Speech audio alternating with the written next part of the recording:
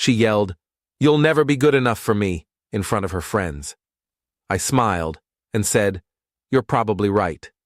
Then I walked out, got in my car, and drove away. Later that night, her friends messaged me what they told her after I left. "My name is Marcus, I'm 30, and I work in finance as a senior analyst at a mid-sized investment firm in Chicago. I make decent money, around $140,000 a year. Not rich, but comfortable. I drive a paid-off 2015 Honda Accord, live in a nice one-bedroom apartment in Lincoln Park, and I've got about $85,000 saved up between my 401k and emergency fund. I'm telling you this because money is what this whole thing ended up being about, even though I didn't realize it at the time. I'd been dating Sarah for 3 years. We met at a mutual friend's birthday party back in May 2021. She was a marketing coordinator at a mid-tier beauty brand, made around $55,000, and honestly, money never seemed like an issue between us. We split dates pretty evenly in the beginning. Maybe I paid 60% of the time, but it felt natural and fair. She was funny, ambitious, loved trying new restaurants, and we just clicked. I thought we were building something real. The first year was incredible. We'd spend weekends exploring different neighborhoods, trying hole-in-the-wall restaurants, going to free concerts in Millennium Park. She never complained about my car or my apartment. She seemed happy. We talked about future plans, maybe moving in together, adopting a dog, taking a trip to Europe when we'd saved enough. It all felt genuine. But about 6 months ago, things started changing. Sarah began making comments, little ones at first.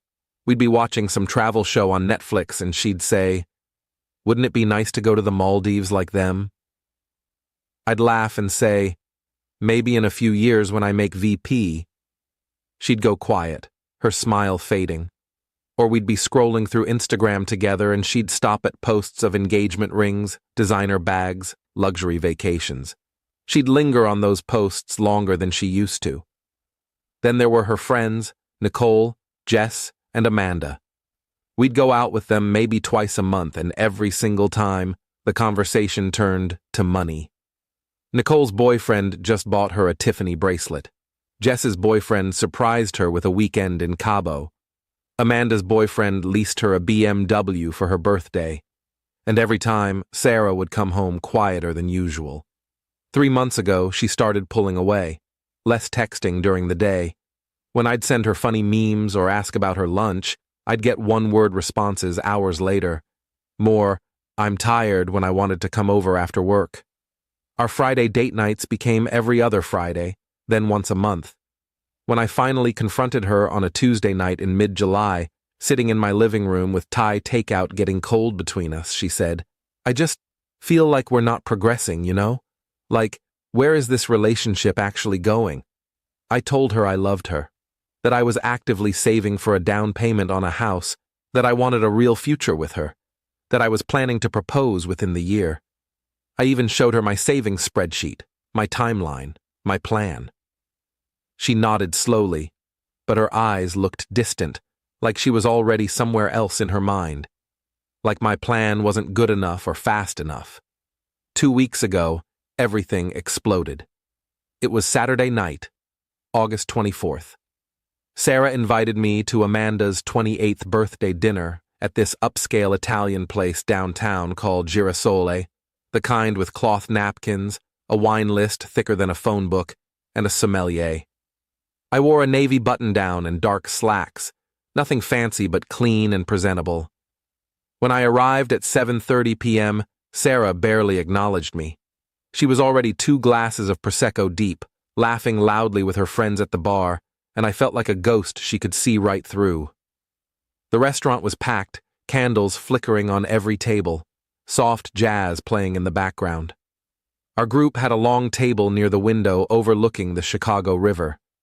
I sat at the end, next to Sarah, who immediately turned her attention to Jess on her other side. They were talking about some influencer drama I didn't care about.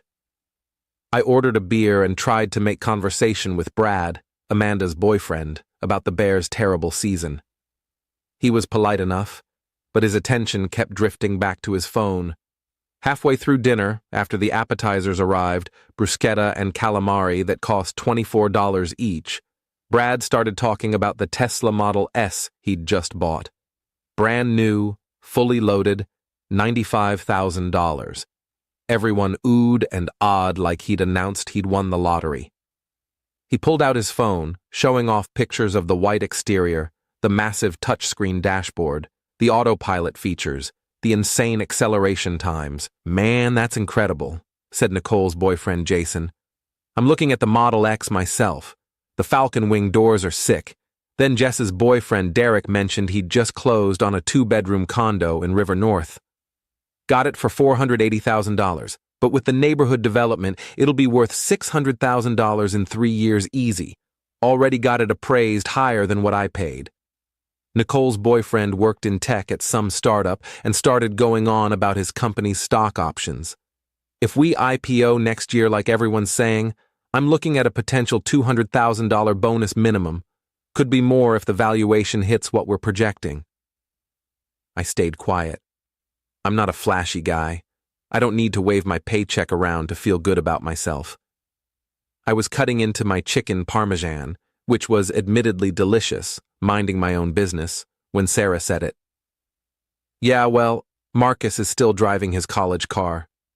The table went quiet for a second, then everyone laughed. Not mean laughter exactly, just awkward chuckles, the kind that fill uncomfortable silence. But it stung like hell. I looked directly at her, fork still in my hand. "It's paid off. No debt, no monthly payments." She rolled her eyes dramatically, taking another sip of wine. "That's not the flex you think it is, babe." I felt my chest tighten, heat creeping up my neck, but I kept my expression neutral. I set my fork down carefully. "Excuse me, I need to use the restroom." I walked past the bar, past couples enjoying their romantic meals, and into the bathroom. I splashed cold water on my face, stared at myself in the mirror under the harsh fluorescent lights, and told myself to let it go. She was drunk. She was showing off for her friends. It didn't mean anything. We'd talk about it tomorrow when she was sober. But when I came back to the table, weaving through the waitstaff carrying trays of pasta and wine, I overheard her. She was leaning toward Amanda, her voice low but not low enough. "I just don't see him ever being at the level I want, you know? Like, he's comfortable being mediocre. He has no real ambition to level up. He's content with good enough." I stood there for a second, frozen 3 feet behind her chair, my hand gripping the back of an empty seat. The words hit me harder than the public humiliation. Mediocre, no ambition. Those words coming from someone who claimed to love me. Then I walked back around, sat down, and didn't say another word for the rest of dinner. I smiled politely when spoken to, nodded when appropriate, and counted the minutes until we could leave. The dessert course felt like it lasted hours. When we finally got outside around 10:45 p.m., the cool night air hit my face. It was a relief after the stuffy restaurant. Sarah was tipsy, giggling about something Amanda said, leaning on Jess for support as they walked. I told her I'd drive her home since she'd clearly been drinking too much. She waved me off dismissively. "I'm staying at Amanda's tonight. We're doing a girls' night thing, watching movies or whatever." "All right," I said, keeping my voice even. "Text me when you get there safe." "Yeah, sure," she said without looking at me. I started walking toward the parking garage across the street, my hands in my pockets. I'd made it maybe 20 feet, was almost at the crosswalk when she yelled it. Her voice cut through the sounds of downtown traffic, the honking cars, the distant sirens. "You know what, Marcus? You'll never be good enough for me." Everything stopped. Her friends went completely silent. A couple walking their dog on the sidewalk turned to stare. A group of people smoking outside a bar looked over. I stopped walking, my back still to her, and took a deep breath. Then I turned around slowly. She was standing there in her black dress and heels, arms crossed, mascara slightly smudged, looking at me like I was the problem. Like I was the one who'd done something wrong. Her friends were staring at her with wide eyes, mouths slightly open in shock. I just smiled, calm, controlled, the kind of smile that doesn't reach your eyes. "You're probably right," I said, my voice steady and clear enough for everyone to hear. Then I turned back around, walked to my car, got in, and drove away. My hands gripped the steering wheel so tight my knuckles went white. I didn't cry. I didn't scream or punch my dashboard or call her names. I just drove home in complete silence, the city lights blurring past my windows, my mind surprisingly blank. When I got home around 11:15 p.m., I poured myself 3 fingers of bourbon, sat on my couch in the dark, and stared at the black TV screen for 2 hours. My phone sat face down on the coffee table. I didn't want to look at it, didn't want to see her excuses or apologies or whatever she'd send. Around 11:30 p.m., I finally picked it up. 3 messages were waiting. Nicole. "Hey, I'm really sorry about tonight. That was completely out of line. You didn't deserve that." Jess. "Dude, we told her off after you left. Like, seriously went off on her. She was way out of pocket. I'm sorry you had to hear that." Amanda. "Marcus, I need you to know that after you left, we all laid into her. I told her she just humiliated the best guy she's ever dated in front of everyone for no reason. Nicole called her shallow and materialistic. Jess said she was acting like a spoiled brat who doesn't know what she has. Sarah started crying and saying she didn't mean it, that she was just frustrated with her life and her job. But honestly, I think she's been listening to too much toxic bullshit from Instagram influencers and people who think a man's worth is his bank account. You deserve so much better than this. I'm really sorry my birthday was ruined like that." I read all 3 messages twice. I didn't respond to any of them. I turned my phone off and went to bed at 1 a.m., staring at my ceiling in the dark. Update 1. Sunday morning, I woke up at 9 a.m. to 14 missed calls from Sarah and a string of increasingly desperate texts that had come in overnight. Sarah. "Marcus, please call me." Sarah. "I'm so sorry I was drunk. I didn't mean any of it." Sarah. "Can we please just talk? I'm begging you." Sarah. "I love you. Please don't ignore me." Sarah. "You're not mediocre. I was just drunk and stupid." I didn't respond to any of them. Instead, I got up, made coffee, and called my best friend Kevin around 10 a.m. I told him everything that happened. He listened without interrupting, and when I finished, he said, "Bro, you dodged a nuclear missile." Let her sit with what she did. Don't respond. She needs to understand there are consequences. Monday at work, I kept my phone on Do Not Disturb the entire day. I buried myself in a complex portfolio analysis I'd been avoiding for weeks. Numbers, spreadsheets, market projections. It was exactly what I needed to keep my mind occupied. My boss even commented that I seemed exceptionally focused and asked if everything was okay. I just said I was in the zone. Tuesday was the same. Head down, working through lunch, staying until 7 p.m. Wednesday evening around 6:30 p.m., as I was heating up leftover pizza, there was a knock on my door. I looked through the peephole and saw Sarah standing there. I opened the door. She looked absolutely wrecked. Puffy red eyes, no makeup, wearing old gray sweatpants, and a Northwestern hoodie I'd never seen before. Her hair was in a messy bun. "Can I come in?" "Please." I sighed deeply and stepped aside. She walked in slowly and sat on my couch, the exact same spot where I'd sat alone after she humiliated me. The irony wasn't lost on me. "I was drunk and stupid," she started, her voice shaky. "I've been under so much pressure at work with the new product launch, and my friends have been in my ear about—" "About what?" I cut her off, my voice harder than I intended. "About me not being rich enough for you? Not flashy enough? Not good enough?" She looked down at her hands, fidgeting with her phone. "It's not like that." "Then what is it like, Sarah? Explain it to me. Because from where I'm sitting, you publicly humiliated me in front of your friends, called me mediocre, and told me I'd never be good enough for you. So please, help me understand." She was quiet for what felt like forever. I could hear my neighbor's TV through the wall, some sports announcer yelling about a touchdown. Finally, she said quietly, "I guess I just wanted more." "More of what?" I leaned forward. "I work hard every single day. I'm loyal. I've never lied to you or disrespected you. I've been there for you through job stress, family drama, everything. I was planning to propose to you. What more could you possibly want?" "I don't know," she whispered, tears starting to fall. "I just feel like everyone around me is leveling up their lives and we're just stuck in the same place." "Stuck," I repeated slowly, letting the word hang in the air. "You think 3 years of love and building something real together is being stuck because I don't drive a Tesla or buy you expensive jewelry?" She started crying harder, her shoulders shaking. "I didn't say that." "You did, actually.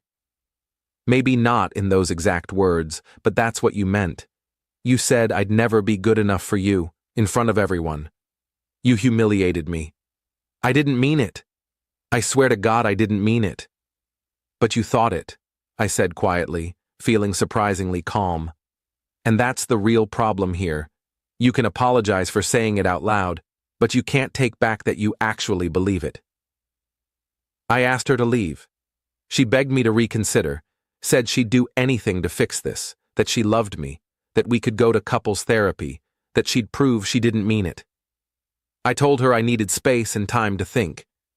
She nodded, wiping her eyes, and left, crying into her hands as she walked down the hallway. Update 2. A week passed in complete silence. I didn't reach out, didn't check her social media, didn't ask our mutual friends about her. I just focused on work and myself. I started going to the gym every morning before work, something I'd been meaning to do for months. It felt good to have a routine again. Then, on September 7th, I got an unexpected call from Jess around 1 p.m. while I was at lunch. She sounded panicked, speaking fast. "Marcus, I need to tell you something, and you're going to be pissed." My stomach immediately dropped. I set down my sandwich. "What happened?" "Sarah's been texting her ex. Like, a lot, apparently. And Brad saw her meeting up with him at that coffee shop on Michigan Avenue yesterday afternoon around 3 p.m. I felt completely numb. "Her ex? You mean Tyler?" "Yeah, the finance bro from Goldman Sachs who cheated on her 2 years ago. The one she said she'd never forgive. Tyler. The guy who made over $200,000 base plus bonuses, drove a Porsche Cayenne, wore Rolex watches, and treated Sarah like an accessory to show off at company events.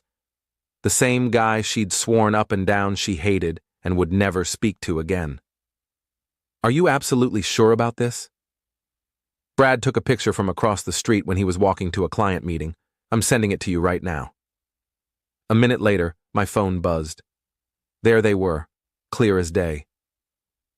Sarah and Tyler sitting at an outdoor table at Intelligentsia Coffee, both laughing, looking comfortable like no time had passed.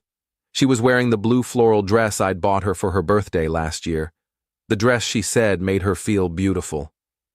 I didn't feel angry. I didn't feel betrayed or hurt. I just felt relieved, like a massive weight had been lifted off my shoulders, like the universe had just confirmed what I already knew. I'd made the right decision. I texted Sarah, "We're done. Don't contact me again." She called within 30 seconds. I declined the call and watched her name disappear from my screen. She texted immediately, "Marcus, please, let me explain. He reached out to apologize for everything. I swear it's nothing, we just talked. I still love you. Please." I blocked her number, her Instagram, her Facebook, everything. Complete digital silence. Update 3. 2 weeks after I blocked Sarah, Nicole called me on a Friday night around 8 p.m. I was at home watching a Cubs game with a beer, actually feeling pretty good about life. "Hey Marcus, I wanted to give you a heads up about something," Nicole said. "Sarah and Tyler made it official. They're dating again. She posted about it on Instagram this morning." "Good for her," I said, and I genuinely meant it. She got what she wanted. "That's the thing, though," Nicole continued. "I don't think she did. Amanda and I went to brunch with her last Sunday, and she spent the whole time either on her phone texting Tyler or talking about him. But not in a happy way. She kept saying things like, he wants me to dress more sophisticated, and he thinks I should network more with important people, and he's helping me become a better version of myself. It was weird as hell. Sounds like Tyler, I said. He always treated her like a project. Yeah, well, it's gotten worse apparently. Jess saw them at dinner Tuesday night and Tyler spent the entire meal on his phone doing work emails. Didn't even look at Sarah, just kept ordering for her without asking what she wanted. I took a sip of my beer. That's his style. Everything has to be controlled by him. There's more, Nicole said. Amanda ran into Sarah at Target yesterday and Sarah looked miserable. She tried to act happy, showing off this Gucci bag Tyler bought her, but Amanda said her eyes looked dead. And get this, Sarah mentioned that Tyler wants her to quit her marketing job because it's beneath the lifestyle he's building, and he wants her to focus on being more present for his career needs. Jesus, I muttered. So he wants her to be unemployed and completely dependent on him. Exactly. And when Amanda asked if she was happy, Sarah just changed the subject really fast. Started talking about some charity gala Tyler's taking her to next month and how she needs to buy a $2,000 dress for it. I shook my head. Well, that's her choice. She wanted the luxury lifestyle. Now she's got it. I know, Nicole sighed, but I feel bad. We all do. She threw away something real for this fake bullshit. Anyway, I just wanted you to know. Also, Amanda's having a small get-together in 2 weeks if you want to come. Just close friends. Sarah won't be there. I'll think about it, I said. Thanks for the heads up.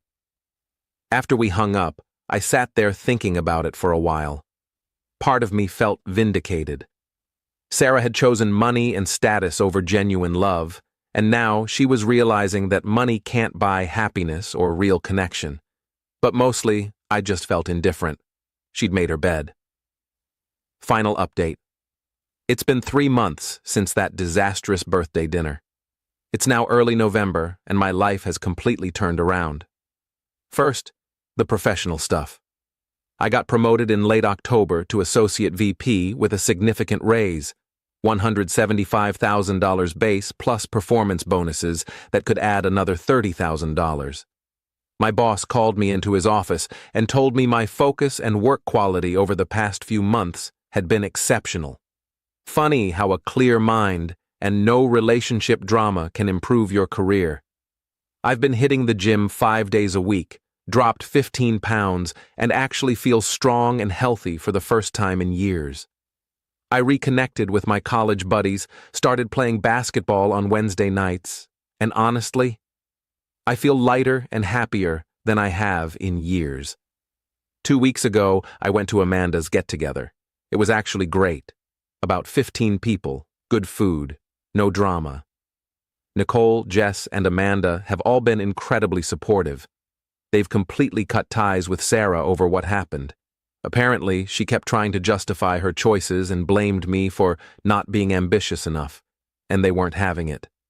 At the party, Amanda pulled me aside. I need to tell you something about Sarah. It's bad. What happened? Tyler dumped her last week, completely out of nowhere. She called me crying at 2 a.m. Apparently, he met someone at his firm, some lawyer who went to Yale, and just straight up told Sarah they were done. Said the new girl was more aligned with his professional trajectory, or some bullshit like that. Wow, I said. That's cold even for Tyler. It gets worse. He kicked her out of his place the same night. She had to call an Uber at midnight with her stuff in trash bags because he wouldn't let her stay until morning. And remember that Gucci bag? He took it back. Said it was technically his property since he bought it. I felt a tiny pang of sympathy, but it faded quickly. What's she doing now? Living with her parents in the suburbs. She had to quit her apartment because she'd quit her job like Tyler wanted, and now she's got no income.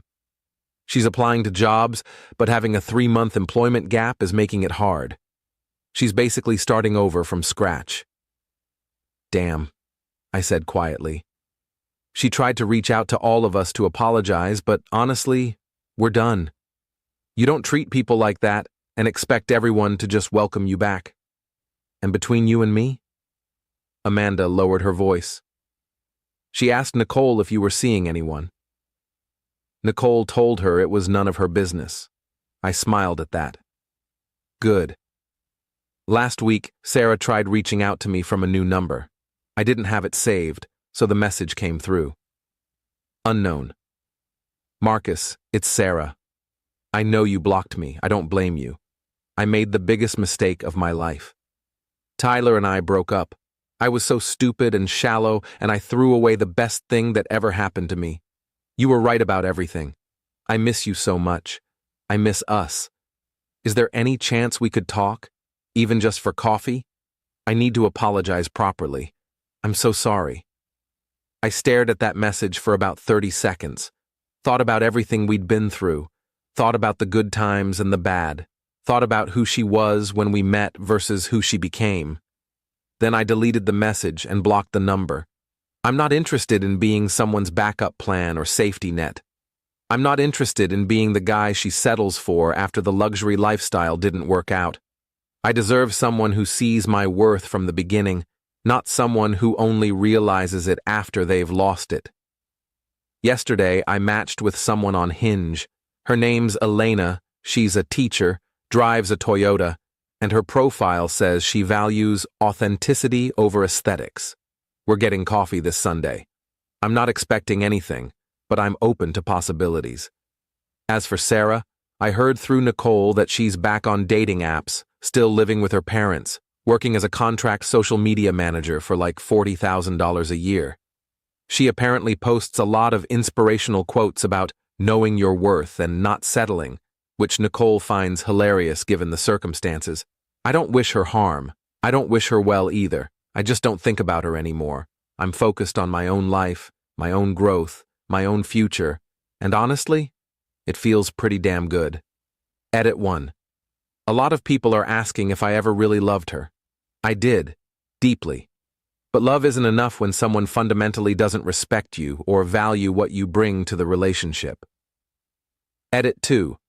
For those saying I should have fought harder, why? So she could resent me for not being wealthy enough? So I could spend years trying to prove my worth to someone who already decided I wasn't enough? Pass. Edit 3. Someone asked if I'd take her back if she apologized again. Absolutely not. I'm nobody's backup plan or safety net. The fact that she only wants me back after Tyler dumped her tells me everything I need to know. Edit 4. The coffee date with Elena went really well. We talked for 3 hours. Getting dinner with her next week. Taking it slow, but I'm optimistic.